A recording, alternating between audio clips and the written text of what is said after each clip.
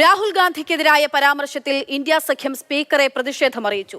K C. വേണുഗോപാലിന്റെ നേതൃത്വത്തിൽ കക്ഷി നേതാക്കൾ സ്പീക്കർ ഓം ബിർളയെ കണ്ടു. ഏതെങ്കിലും അംഗത്തെക്കുറിച്ച് പരാതി ഉണ്ടെങ്കിൽ വ്യക്തിപരമായി വിളിച്ചു പറയുന്നതാണ് കീഴ്വഴക്കമെന്ന് നേതാക്കൾ ചൂണ്ടിക്കാട്ടി. പ്രതിപക്ഷ നേതാവിന് സംസാരിക്കാൻ അവസരം നൽകുന്നില്ലെന്നും ലോക്സഭയെ നോക്കുകുത്തിയാക്കുന്നുവെന്നും നേതാക്കൾ കുറ്റപ്പെടുത്തി. പാർലമെന്റ് സമിതി രൂപീകരിക്കുന്നതിലുൾപ്പെടെ കൂടിയാലോചനയില്ലെന്ന് കെ.സി. വേണുഗോപാൽ ആരോപിച്ചു. ബി.ജെ.പി. ഐ.ടി. സെല്ല് ഒരു വീഡിയോ റിലീസ് ചെയ്തപ്പോഴാണ് സ്പീക്കർ ഇതിനെക്കുറിച്ചാണ് പറഞ്ഞതെന്ന് അവർ പ്രചരിപ്പിച്ചുകൊണ്ടിരിക്കുന്നത് ബി.ജെ.പി.